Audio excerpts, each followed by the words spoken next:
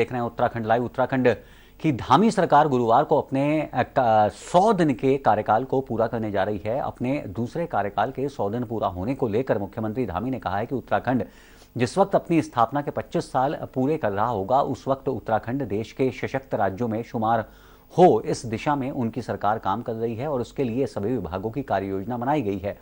अपने दूसरे कार्यकाल में 100 दिन के कार्यों का जिक्र करते हुए मुख्यमंत्री धामी ने कहा है कि उनकी कोशिश है कि उत्तराखंड में यूनिफॉर्म सिविल कोड को जल्द से जल्द लागू किया जाए और इस दिशा में लोगों का राय लेने के लिए विशेषज्ञों की एक टीम बनाई गई है। राज्य में सभी श्रेणी की पेंशन राशि को बढ़ाने का काम 100 दिन के भीतर किया गया है। भ्रष्टाचार पर जीरो टॉलरेंस की नीति पर उनकी सरकार काम कर रही है और किसी भी व्यक्ति को कोई परेशानी ना हो, इसके लिए पारदर्शी तरीके से सरकारी विभागों को काम करने के निर्देश दिए गए हैं। 100 दिनों में हमने प्रयास किया है, हमने समर्पण, प्रयास और संकल्प तीनों को लेकर हम आगे बढ़ रहे हैं और इस आधार पर 2025 के लिए हमने सभी विभागों को योजना बनाने के लिए कहा है कि 100 दिनों में एक जो फाउंडेशन हमने तैयार की है, जो हमने फैसले लिए हैं, जिसमें समान नागरिक संहिता पर हमने फैसला लिया है, 3 सिलेंडर मुफ्त में देने पर हमने फैसला लिया है। इसके साथ ही वृद्धावस्था पेंशन है, विकलांग पेंशन है और हमारी विधवा पेंशन है। तीनों पेंशनों को हमने बढ़ाया है। साथ ही पहले परिवार में एक पेंशन मिलती थी, अब दोनों को पेंशन देने के, दोनों वृद्ध बुजुर्ग दंपतियों को दोनों को पेंशन देने की व्यवस्था की है। ऐसे ही इसी प्रकार से भ्रष्टाचार जो हमारे यहाँ दीमक की तरह लग गया है, उत्तराखंड पूरा पारदर्शी है। और हमारे साथ जुड़ रहे हमारे संवाददाता संदीप नेगी। संदीप, जाहिर तौर पर सरकार अपनी तमाम उपलब्धियों को जनता के सामने रखेगी, लेकिन जनता इन 100 दिनों को कैसे देखती है? जी बिल्कुल, देखिए चूंकि उत्तराखंड की जो सरकार है, धामी सरकार 2.0 की जो सरकार है, उससे 100 दिन पूरे हो गए और उसको लेकर आज मुख्यमंत्री ने तमाम विभागों की बैठक भी ली थी और सचिवालय से सीधा मुख्यमंत्री पुष्कर सिंह धामी ने कहा कि ये सरकार के 100 दिन बिल्कुल पूरी तरह से अभूतपूर्व है। खासकर जीरो टॉलरेंस की बात करें तो पूरी तरह से भ्रष्टाचार पर लगाम लगाया गया है। जिस तरह से अभी हमने ताजा प्रकरण देखा है कि जो IS रामविलास यादव थे, उनकी आय से अधिक संपत्ति का मामला था, तो वो गिरफ्तार हो चुके हैं, फिलहाल वो जेल में है। इसके बाद अगर कहीं तो कुल मिलाकर और जो अन्य काम है सरकार के द्वारा, उनको भी सरकार मुख्यमंत्री पुष्कर सिंह धामी ने जनता के आगे रखा है। हाल फिलहाल की अगर बात करें तो पूरी तरह से जिस तरह से मुख्यमंत्री धामी कह रहे हैं कि इन 100 दिनों के अंदर सरकार स्वास्थ्य विभाग हो, शिक्षा विभाग हो, तमाम वैकेंसी निकाली है। हालांकि उन पर अभी शासनादेश लागू होना बाकी है। तो कुल मिलाकर जो 100 दिन की जो योजनाएं थी वो मुख्यमंत्री पुष्कर सिंह धामी ने जनता के सामने रखी है। जनता का भी लगातार हमने कई लोगों से जाना है तो सीधे तौर पर उनका यही कहना है कि अगर इसी प्रकार से अगर सरकार काम करती रही तो आने वाले समय में उम्मीद जरूर जनता ये करती है कि कहीं ना कहीं जो विकास कार्य हैं या फिर जो रोजगार के द्वार हैं पर्यटन के क्षेत्र में अगर तमाम ऐसी चीजें बात करें जिससे कि जनता का लाभ हो, वो कहीं ना कहीं जरूर होगा। साथ ही जिस प्रकार 4 धाम यात्रा इस वक्त प्रदेश में चल रही है, चूंकि अभी तक 25 लाख से ज्यादा जो श्रद्धालु हैं वो पूरे प्रदेश वो चारों धामों में आ चुके हैं और सरकार का ये टारगेट है कि अगले जो 4 माह की जो यात्रा बची है उसमें कम से कम 25 लाख और श्रद्धालु आए और 50 लाख का ये जो आंकड़ा है ये पूरी तरह से पूरा हो। इसके साथ ही तमाम ऐसी चीजें हैं जिन पर की सरकार लगातार फोकस कर रही है, वो चाहे पेंशन बढ़ाने की बात हो या फिर अन्य जो कार्य योजना है, जो तमाम डिपार्टमेंट हैं, विभाग हैं, उनसे 100 दिन के अंदर जो उन्होंने कार्य किया है उन योजनाओं को निश्चित तौर पर मुख्यमंत्री पुष्कर सिंह धामी ने कहा है कि वो उस सामने लाएं कि आखिरकार इन 100 दिनों में क्या क्या तमाम जो मंत्री हैं उनके विभागों द्वारा किया गया है। और इसी प्रकार की जो रूपरेखा है वो हर 6 महीने से लेकर संदीप जी संदीप, आप बने रहिए, हमारे साथ बने रहिए।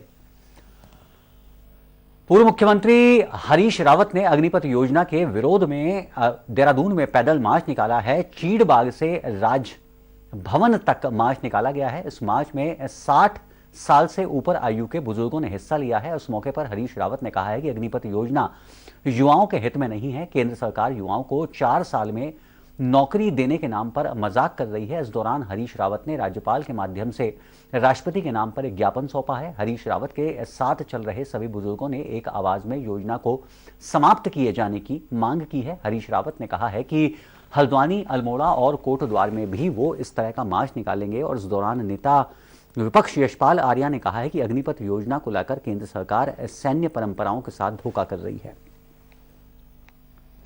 प्रधानों से अपील करने जा रहे हैं, उनको मोटिवेट करेंगे, फिर हम महिलाओं को मोटिवेट करेंगे।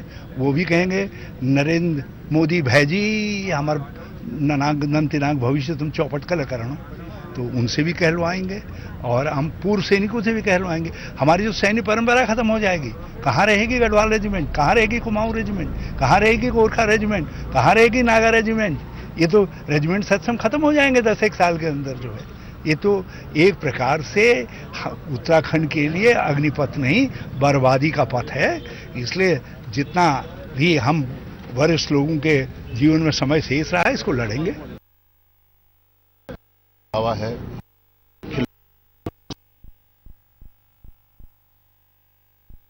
राज्यपाल के माध्यम से देश के प्रधानमंत्री जी को आगाह किया है। उनसे कहा गया है कि इस काले कानून को वापस करें और नौजवानों के भविष्य को सुरक्षित करें, उनके साथ खिलवाड़। और कांग्रेस भी पूरी पार्टी इस न्याय युद्ध में नौजवानों के साथ है।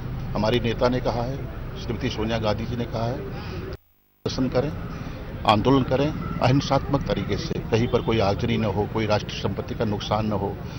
और इस न्याय युद्ध में कांग्रेस पूरी मजबूती के साथ खड़ी है।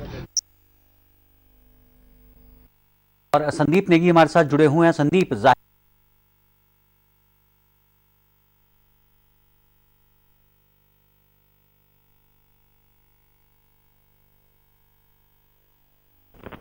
जी बिल्कुल, देखिए क्योंकि उत्तराखंड की अगर परिप्रेक्ष्य में बात करूं तो उत्तराखंड सैन्य से यहाँ से हर घर से युवा सेना में है और लिहाजा पूर्ण हो जाता है जब इस जगह पर इस योजना का विरोध हो। लेकिन कांग्रेस की अगर मैं बात करूं तो कांग्रेस लगातार इसके प्रतिमुखर है। अग्निपथ योजना को लेकर लगातार सड़क से लेकर सदन तक कांग्रेस ने सवाल उठाने का काम किया है। तो ऐसे में आज जो कांग्रेस के वरिष्ठ नेता हैं, पूर्व मुख्यमंत्री हरीश रावत हैं, उन्होंने आज एक पैदल मार्च निकाला जो कि ज्ञापन सौंपा है कि जो अग्निपथ योजना है इस कहीं ना कहीं जो चूंकि गढ़वाल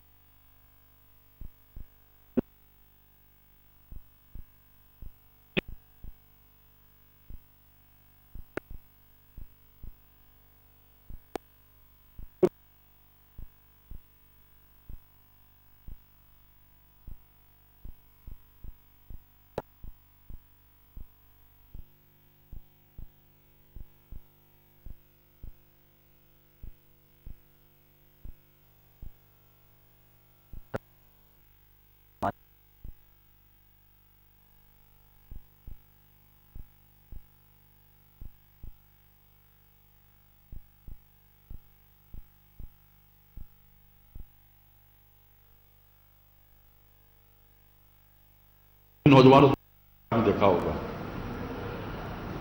और हरीश राव जी का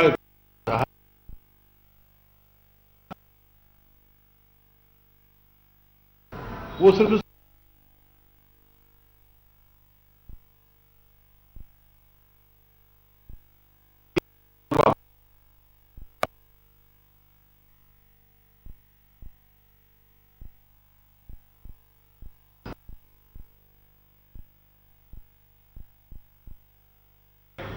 तो कांग्रेस के लोग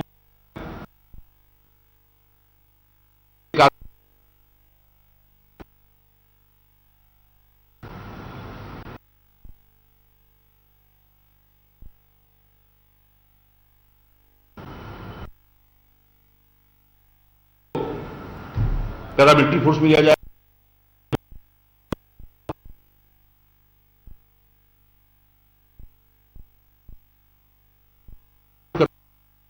उत्तराखंड में पुलिस में और को लेने की उन्होंने बात कही है। और हमारे कई औद्योगिक घराने, टाटा ने, रिलायंस ने किए कि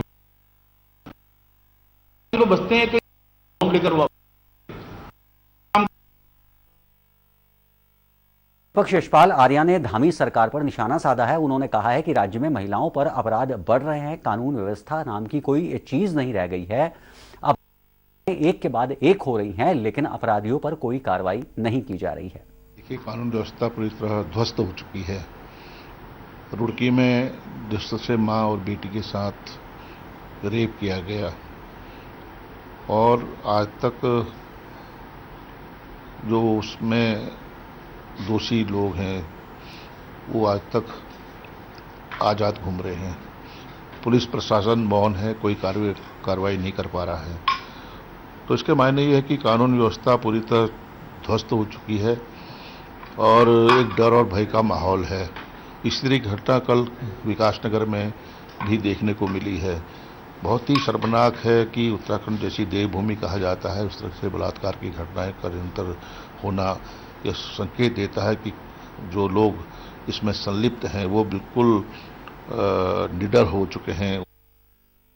राजस्थान के उदयपुर में टेलर की गला रेतकर हत्या की घटना के बाद उत्तराखंड में भी हाई अलर्ट जारी किया गया है। मुख्यमंत्री धामी ने जिला अधिकारी और कप्तानों को सख्ती से नजर बनाए रखने के निर्देश दिए हैं। उनका कहना है कि कहीं पर भी कोई अभद्र टिप्पणी, अमर्यादित बयान, धार्मिक टिप्पणी होती है तो उस पर निगाह रखी जाए।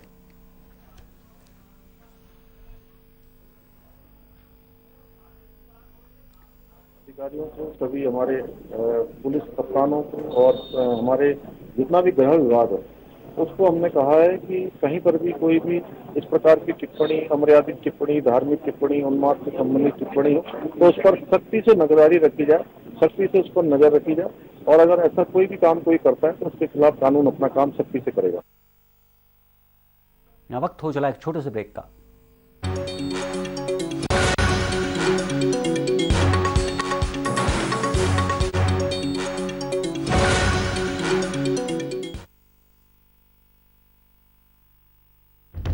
सहारा प्रणाम, हस्तक्षेप में आपका स्वागत है। आज हमारे साथ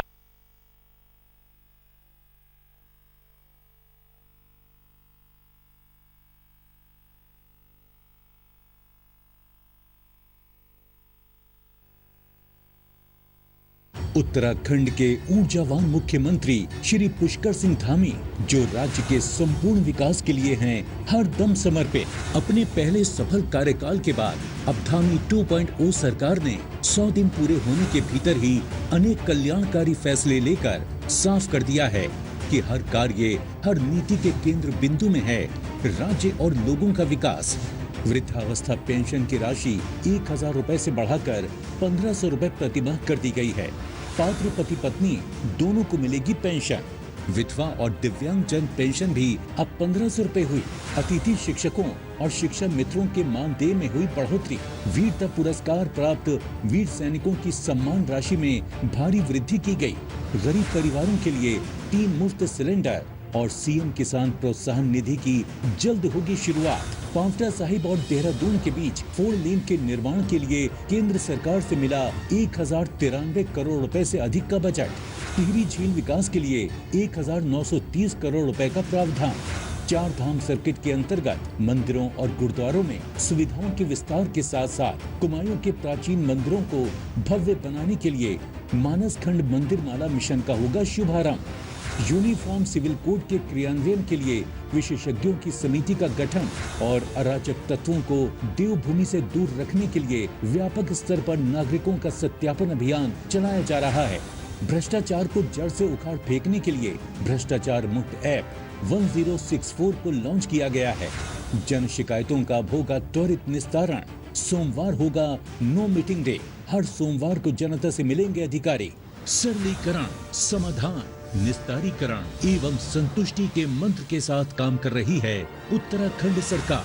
100 दिन विकास के, समर्पण और प्रयास के।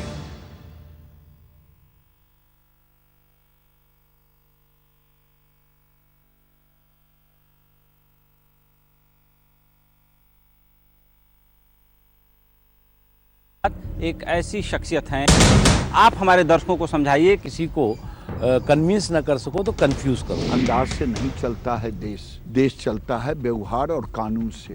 और बीमारी तो किसी को पूछ के नहीं आती, वो गरीब को भी आती है और अमीर को भी आती है।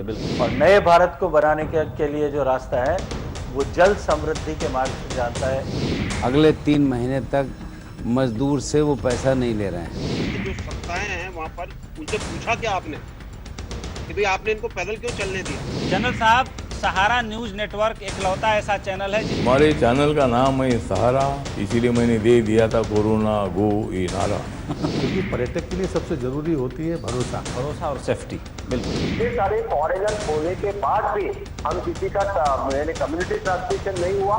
महामारी में हम लोग तुरंत जाके उलझ गए हैं, ये तो कहा जा सकता है कि सर मुरादे ओले पड़े। तो एक तरीके से हमारे कम्युनिटी में एक सेंस ऑफ रिस्पॉन्सिबिलिटी भी था जो पब्लिक ने काफी सपोर्ट किया। आपकी जानकारी के लिए मैं कहना चाहूँगा जी कि यहाँ रिकवरी रेट भी बड़ी तेजी से होगी। नॉर्थ ईस्ट उनके कितना नजदीक है, रोना धोना नहीं रहना है अगर अपने भीतर का शौर्य को जगा। यह कोई दैवी आपदा है, प्रकृति नाराज है या इंसान की कोई बड़ी भूल है? मैं जो देख रहा हूँ ये प्रकृति का एक संकेत है।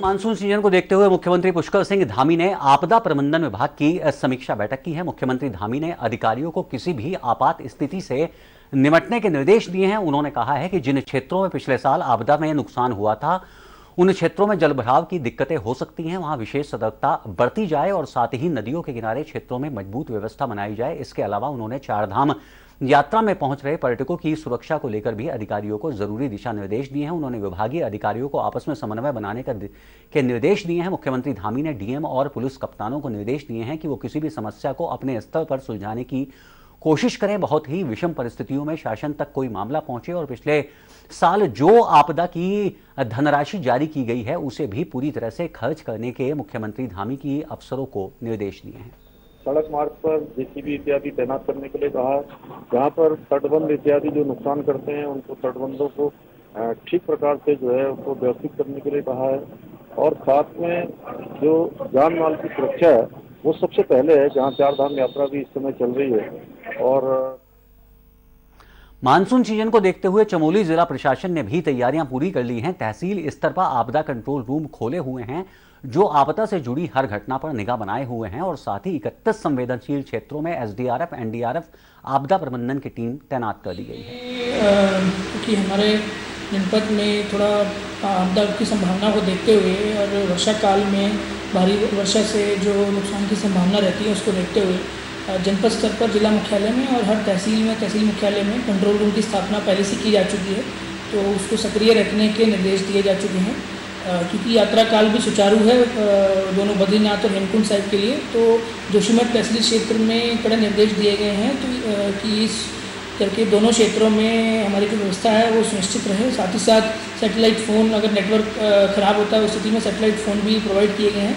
राशन हमें एडवांस में प्रोवाइड किया गया है। रास्ते अगर बंद होते हैं तो उस स्थिति में NHID से BRO को निर्देशित किया गया है कि समस्त जो हमारे रिस्की पॉइंट हैं, डेंजर जोन है, वहाँ पर पर्याप्त संसाधनों का डिप्लॉयमेंट किया जा सके ताकि समय से वहाँ पर रोड खुल सके। मानसून सीजन को देखते हुए केदारनाथ धाम में संचालित हो रही हेली सेवाओं ने धीरे धीरे उड़ान भरना कम कर दिया है। समूची केदार घाटी अब घने कोहरे की चादर में लिपटी हुई नजर आ रही है, इसलिए हेली सेवाओं के हेलीकॉप्टर अब उड़ान नहीं भर पा रहे हैं। 9 हेली कंपनियों में से अब केवल 3 हेली कंपनियां ही सेवा दे रही हैं। मानसून को देखते हुए केदारनाथ धाम की यात्रा भले ही धीमी पड़ी हो, लेकिन बाबा केदारेश्वर के भक्तों का जोश कम नहीं हुआ है। बारिश के बावजूद भी भक्त केदारनाथ धाम में पहुंच रहे हैं। अभी तक 55 दिनों में तकरीबन 8 लाख से ज्यादा श्रद्धालुओं ने बाबा केदारेश्वर के दर्शन किए हैं। वहीं मानसून को देखते हुए रास्तों में साफ सफाई की व्यवस्था की गई है। बिजली पानी को लेकर यात्रियों के स्वास्थ्य में कोई दिक्कत ना हो, इसके लिए पैदल मार्ग और केदारनाथ धाम में स्वास्थ्य परीक्षण किया जा रहा है। कोविड के बाद और इस साल 2022 में अभी करीबन 55 दिन हुए यात्रा को प्रारंभ हुए और 8.25 लाख तीर्थयात्रियों ने केदारनाथ धाम में दर्शन कर लिए हैं। तो ये अपने आप में बहुत बड़ी संख्या है और इसमें सभी हमारे विभागों ने, साथ ही हमारे जो व्यापार मंडल हैं या जो होटल एसोसिएशन है, कूड़ा खच्चर संचालक हैं, सभी ने बहुत बढ़ चढ़ कर हमारा सहयोग किया है। और मैं सभी दर्शनार्थियों से भी अपील करता हूँ कि जो भी यात्री आ रहे हैं रजिस्ट्रेशन कराकर पूरी अपना स्वास्थ्य का चेकअप कराकर यात्रा करने आए। और चूँकि आगे मानसून सीज़न भी है, बारिश का सीज़न भी है, तो और भी सतर्कता बरतें। साथ ही जिला प्रशासन की जो गाइडलाइंस है उसका पालन करें। उत्तराखंड के पहाड़ी क्षेत्रों में लगातार बारिश के चलते जगह जगह भूस्खलन की खबरें आ रही हैं। भूस्खलन के चलते कई जगह पर यात्रा मार्ग बाधित हो रहे हैं। मसूरी देहरादून मार्ग कोलू खेत के पास पहाड़ी पर मलबा आने के कारण करीब 1 घंटे तक बाधित रहा। लोक निर्माण विभाग ने कड़ी मशक्कत के बाद रोड को खोला है। इस दौरान मार्ग पर वाहनों की लंबी कतारें लग गई। बारिश के कारण झड़ी पानी में भी एक आवासीय मकान के पीछे दीवार गिरने से पूरा मकान क्षतिग्रस्त हो गया।